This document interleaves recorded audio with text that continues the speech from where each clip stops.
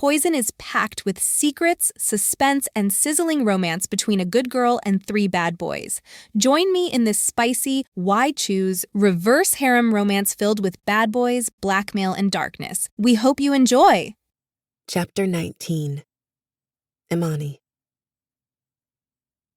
I poked Allie on the shoulder and slid out of sight of her, my lips curled into a smile at finally seeing her for the first time since Friday. Friday! That girl had left me alone to go on a date with God knew who, and I'd had to deal with Poison myself all damn weekend. And to say that I was in a better mood than on Friday would be an understatement. Allie glanced over her left shoulder and locked eyes with Jamal, who was leaning against his locker, tossing a football. Her cheeks flushed, and I stepped into her line of vision with my brow arched.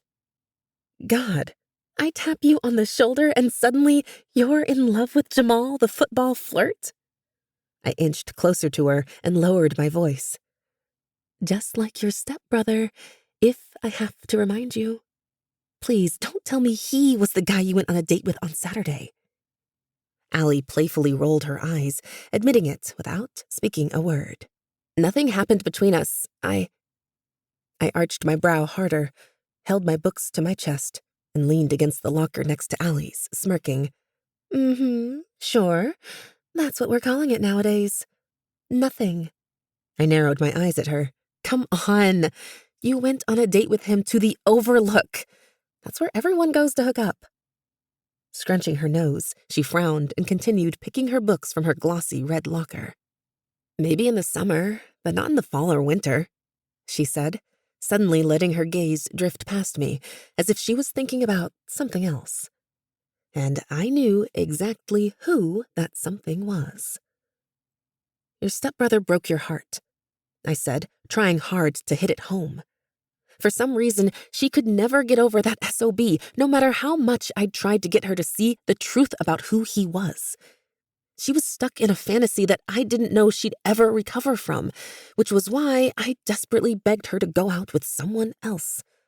I just hadn't thought that someone would be Jamal. Someone smacked a tattooed hand against Allie's locker door, slamming it shut. My eyes widened, cheeks flushing when I glanced up and saw Joao and Landon standing before us.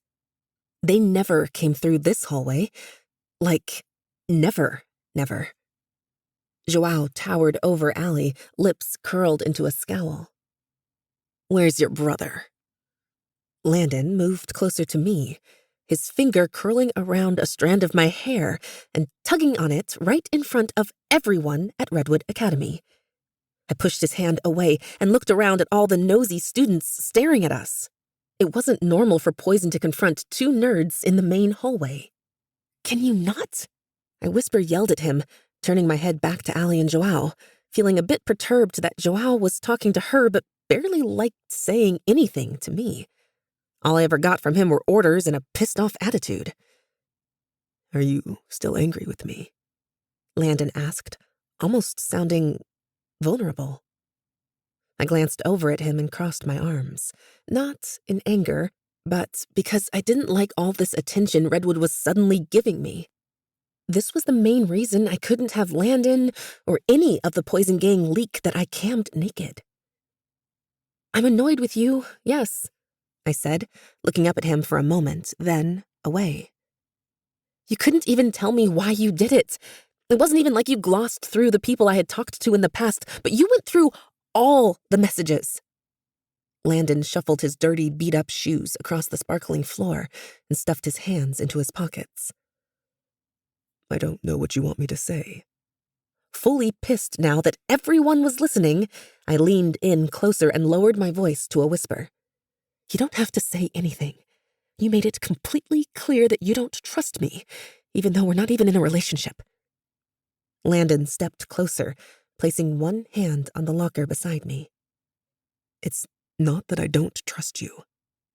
You literally went through my Discord and got angry without even asking me about it first. If that isn't you not trusting me, I don't know what is. And worst of all, I don't even know why I'm making a big deal out of this. I'm not stupid. You and your little gang are using me anyway. My stomach twisted into tight knots. I didn't care about Landon. Not at all. All he had been was someone to talk to. Every night. For almost a year now. Yet, still, thinking that I felt nothing for him felt wrong. Because if I didn't care about him, I wouldn't care that he went through my stuff. I wouldn't feel betrayed and hurt and untrusting of him now. But I didn't want a relationship with any of Redwood's bad boys. Mom would have my head.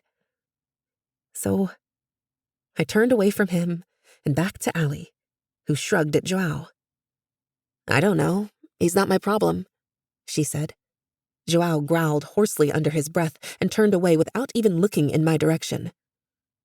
If you see him, make sure he knows we're looking for him. After Joao nodded at him, Landon gave me a weak smile that didn't make it to his eyes. Together, they both walked back down the corridor toward their self-proclaimed hall that they ruled, Joao pulling a pack of cigarettes out of his back jeans pocket and lighting it up. What was that about? I asked Allie, feeling a tinge of jealousy nip at my insides. Allie crossed her arms and smirked. You would know if you weren't gawking at Landon. I rolled my eyes and pretended like I didn't care anyway, even though I did. Joao literally hated me with all his guts because I was one of those rich girls who got everything she wanted. But then he'd talk to Allie? Sure, it was about her brother, but... ugh. You know what? I don't care. Glaring behind Allie while she gathered her books, I saw the crowd part for the Jace Harbor, football god of our school and the man I hated the most because he'd hurt my best friend. He stormed our way and I nudged Allie. I guess I'll be going, I said, not wanting to be part of the fight between them that I could feel brewing. Meet you in bio. Allie glared at me. You are not leaving me. She seethed, hurrying to organize her locker to find all her books for class. I am not spending a second alone with him. Imani? Jace said, taking a step closer to us and closing the distance. I need to talk to Allie alone. After giving Allie a pitiful smile, I hurried down the hall and bumped into Kai, who stood right at the edge of the hallway corner. He leaned against the locker with a laptop slung against his body and his tongue gliding across his front teeth, seemingly angry. What's wrong with you? I asked. Despite being part of Poison, Kai was usually the easiest to talk to. He didn't do drama and was actually more approachable than the other two boys. He cleared his throat and looked up at me. No Akio this morning? I don't keep tabs on him. You've been talking to him more than usual. More than usual? What, have you been stalking me?